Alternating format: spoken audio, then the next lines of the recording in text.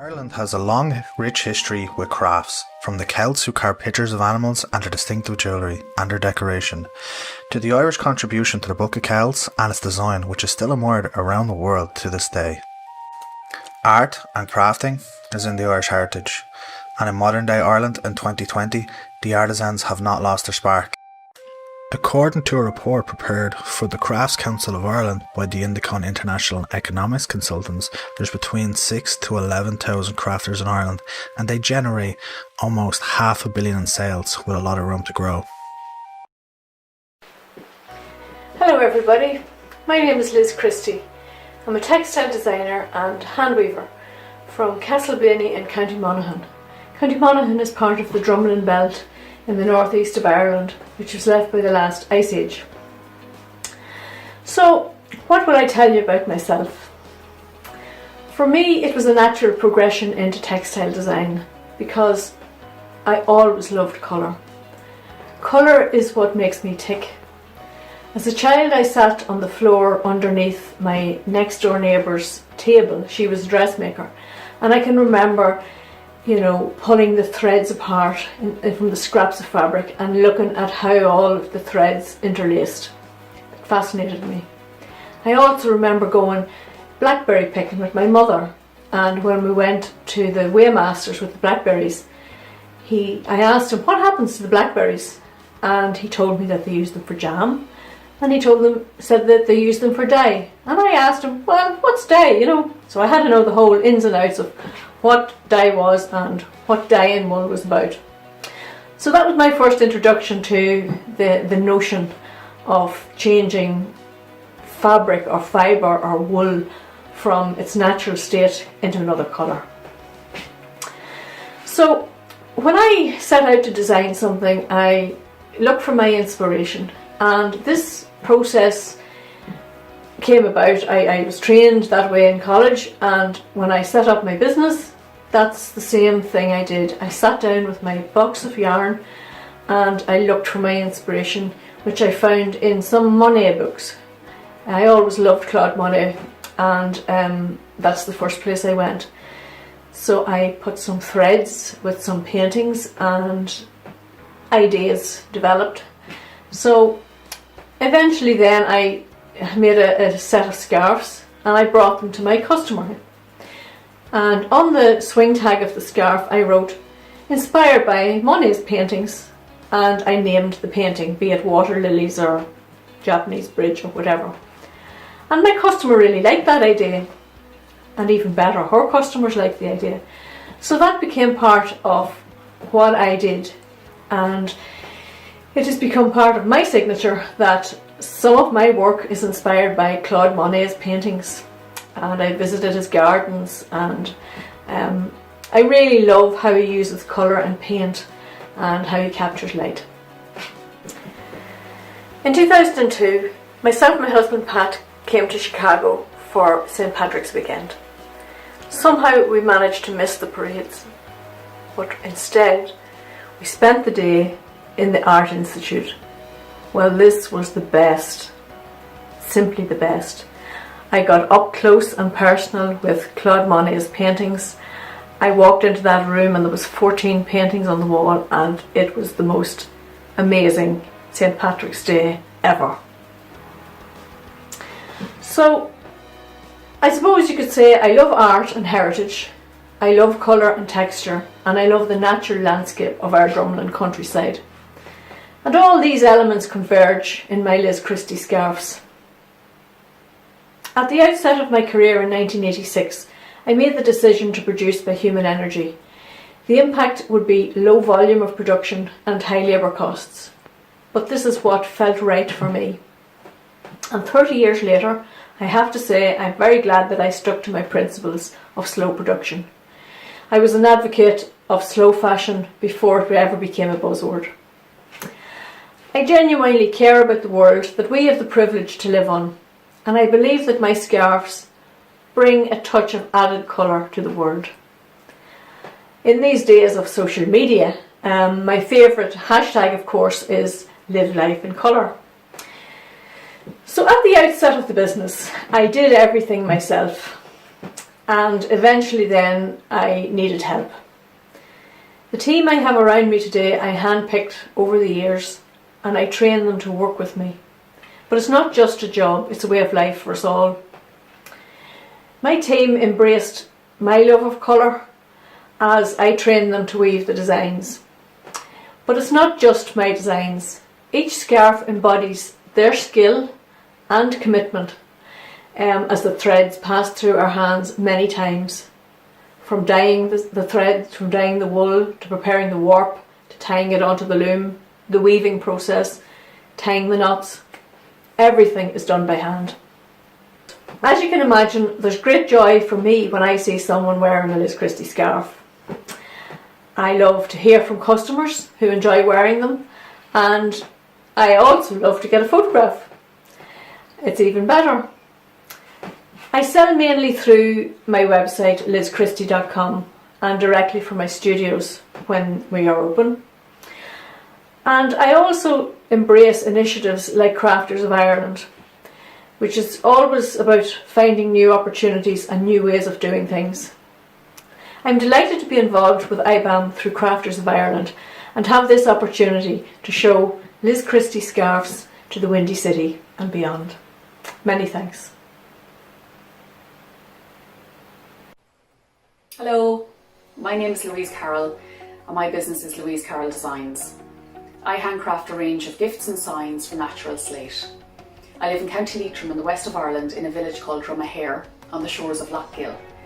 It's a fabulous community full of creative people and the area is teeming with natural beauty, so I don't have far to look for any inspiration. So a bit about myself and how I got here. When I left school I had no idea what I wanted to do as a career. So I studied arts because it doesn't have a dedicated career path. It gave me a bit more freedom. I got a degree in English and Sociology from University College Dublin in 2001, and after a summer spent in New York on a J1 visa I came home and still none the wiser. I started a job in insurance where I worked for 10 years. I was always very artistic and I painted and sketched a lot, so I always felt that I was in the wrong job. But I had no formal training or education in art, so my options in my mind were limited. I was starting to feel a bit miserable, and at the time my husband was a design engineer and he came across an auction selling a sandblasting cabinet, and he suggested it could be an idea for me to buy it and experiment with glass design and engraving. This was a major turning point in my life. I bought the cabinet and began experimenting, and that's when I found slate. It's beautiful to work with. It's a soft stone and easy to sandblast. I use all natural slate. It has a beautiful textured surface. It's durable and it doesn't lose its colour over time. I use as much reclaimed slate as I can and love hearing the history behind it and being able to tell a customer that they're getting a roof slate from a cottage in County Sligo and it's over 100 years old. I make various styles of slate products and the range is constantly evolving, and now it includes mirrors, glass and timber products as well. The very first slate I sold was a slate clock with an outline of County Donegal carved into it. It was used as a housewarming gift. I was still working in insurance at that time, but as word of mouth spread and more people were commissioning work, I started thinking seriously about making it my full-time career. Myself and Kieran got married in 2010, and in 2011 our first son Keelan was born, and this was the perfect time for me to make my move, I thought. And so in January 2012 I set up Louise Carroll Designs. I converted the attic space in my house into a workshop where I am now, set up my website and a Facebook business page, and the rest is history. A large part of my business at the moment is handcrafting products featuring clan or family coat of arms. Coat of arms is a heraldic design on a shield symbolising the family's heritage, achievements and aspirations.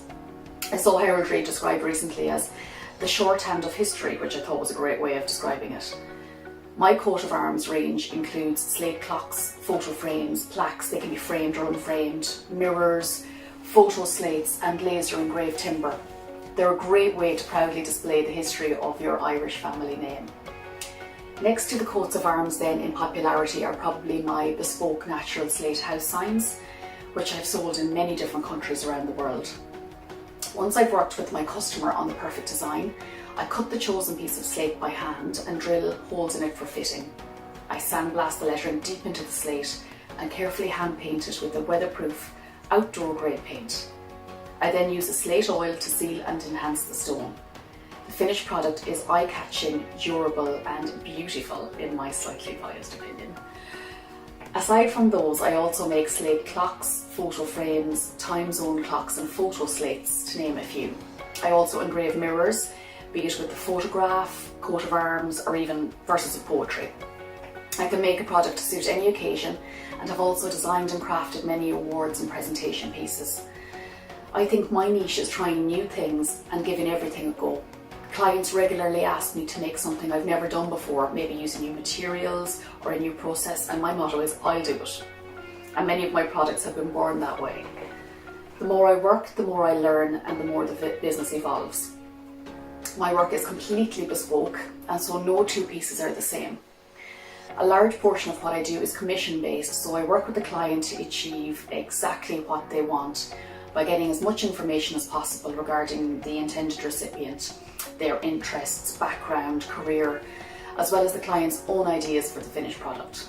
That way, they'll receive a one-of-a-kind, beautifully handcrafted Irish gift that will last a lifetime.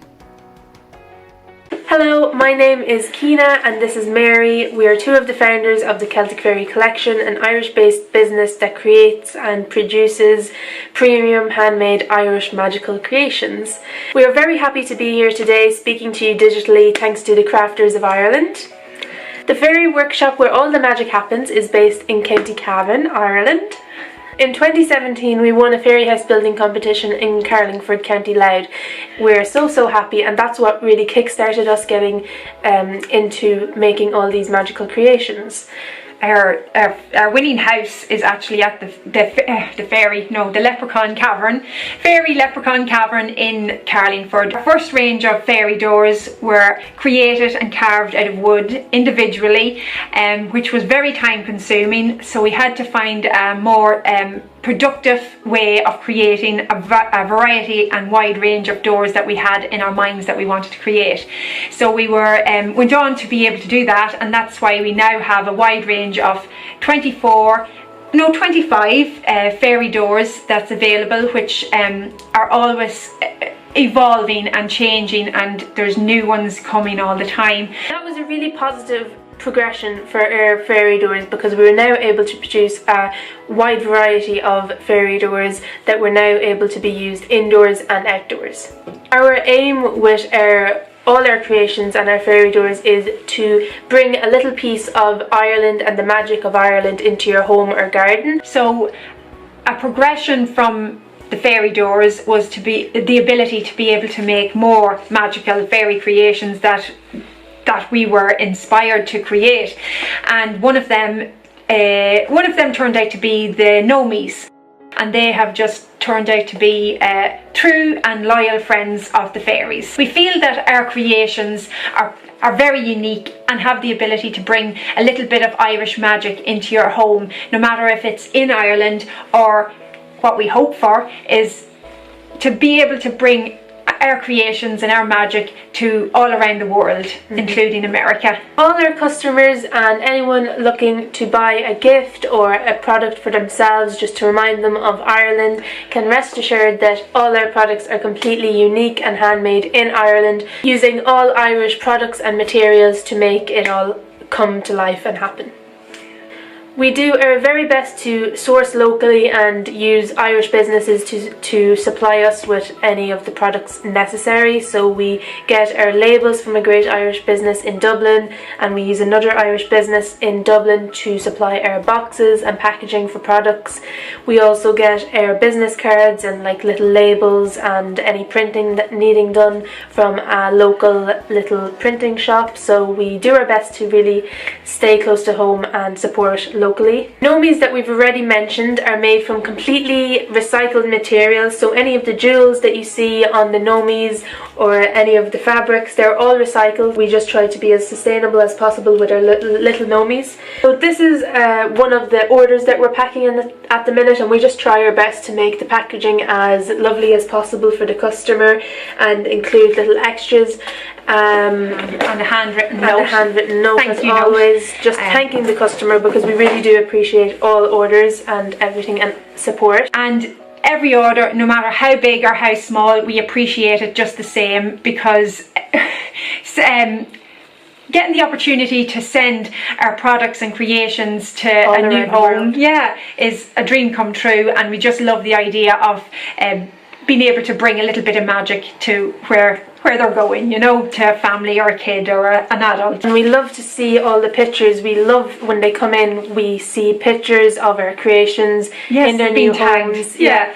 People tag us on Instagram or Facebook using the hashtag My Celtic Fairy Collection, and it's just so amazing to see places all around the world that have just got our little Irish magical creations inside it. So yeah, and everybody puts them in different areas and has their own individual take on it, you know, so it's an individual personal thing that each customer gets from our products. It's magical.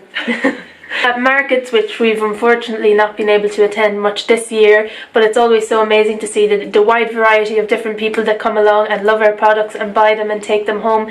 It shows that our products are for everyone, young or old. Yeah, versatile, because it's not just one set type of person that comes, it's like anyone and everyone from all walks of life. Speaks to different people, yeah. Thank you so much for listening to us speak about our business for a few minutes. If you'd like to see more, you can find us on Instagram and Facebook. We're even on TikTok. Thank you. Thank you. Bye. Bye.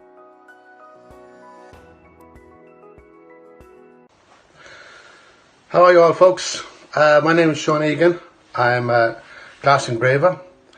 I have my own business called Sean Egan Art Glass for the last 11 years, and I worked for 35 years with Waterford Crystal. That's my trade. So when the factory closed down in 2009, I opened my own business, and I'm doing very well because now I can do what I want to do. So most of my pieces I do are from small Christmas ornaments to big pieces, like I've done a piece for the World Trade Center, 9/11, and there's one in New York, a piece on display, one in the new museum in New York, and there's one in the American Embassy in Dublin. And I've done pieces like for the marathon bombing as well, and I went to Boston, and it's in the City Hall there. So I do a lot of pieces, memorials, and I do a lot of ordinary trophies. Nearly every golfer that have a piece of my glass at home, I've done a lot of work for everybody. And I was asked to join the Crafters of Ireland website, and it's very good. So Bernie and Nate, they've really taken this thing on board, and it seems to be working very well. It's slowly building up, but I'm very positive to be with these people. And if you look in the website, there's a lot of talent there, a lot of handmade talent around Ireland, and a lot of crafted, gifted people, and I'm glad to be part of them. So anyway, that's enough about me. How are you? Hello, I'm Shona. I'm an illustrator and designer, and I run Marogue with my partner Kieran. And Marogue is a design company, and we specialise in creating designs inspired by the Irish language and other Celtic languages and folklore, and also the natural environment. We started Marogue when we first moved to the area. This is the Waterford Gaeltacht here, and it's an Irish-speaking area. And the language, it was something we were already interested in because Kieran's fluent and my dad has Scottish Gaelic. But it wasn't really till we moved here that we really started to become more fascinated with it, and we really fell in love with the place. It's a beautiful place, and the community embraced us, and we just started to learn more about the old stories, the folklore, there's some songs from this area that are written here, and that's really what sort of got me fascinated with the language. And there's so much material there. We could spend our whole lives just creating designs and researching, and really that's what Marogue is trying to do, is trying to show visually how exciting and weird and wonderful the language and the stories are, and to create a way in, and for people to become interested in it as well. So I'll just say a little bit about the process. We do the drawing in our studio, and then we screen print these designs onto t-shirts and notebooks, using water-based inks, and we're printing onto 100% organic, earth-positive t-shirts, and this particular brand is manufactured in a facility powered by wind and solar power. And we do try to do things as sustainably as possible, so all our packaging is plastic-free, and we also hand print our gift boxes for our t-shirts, which are made from recycled paper. And they each have a small explanation on the back of the box to explain the design and story. And our greeting cards and notebooks are also made from 100% recycled card and packaged in biodegradable cornstarch bags. So our notebooks, I call them the tree lore notebooks, because each of these leaf designs is inspired by the Ogham tree alphabet and are made up of words in Irish about each tree, both its properties and its folklore. We've been in business for several years now, and we sell online, wholesale and at markets, and things are going from strength to strength. And as I work on both Morogue and writing and illustrating my own books, so I'm really glad that people like our designs, and I'm really grateful to all our customers, and we'll keep going creating designs that we love, and hopefully other people will too.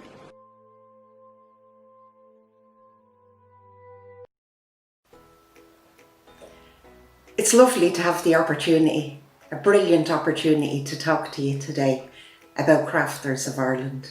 It came about because for many years I worked with a variety of industries, particularly micro businesses and people starting up their own business to become self-sustainable.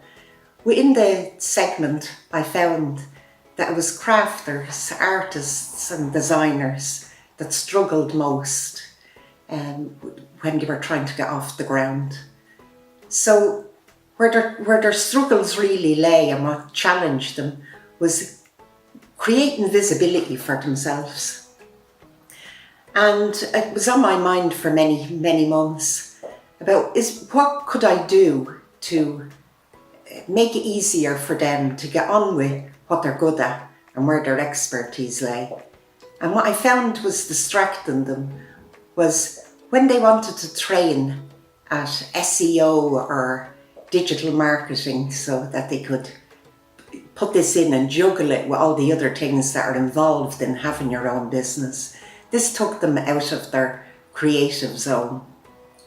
Ireland has fantastic state supports, and they can take courses and get great knowledge from attending these courses for free. But then, like everything else, they're on their own, and it's after that that reality hits in, and they find it is a hurdle that many of them fall at. So I thought about designing a business model around helping them to get on with what they're doing, what they're good at, creating, while myself, and luckily a guy that came on board, and I'll talk about him in a few minutes, and we took over that side of what it would take for them to get themselves visible across Europe and particularly into the US.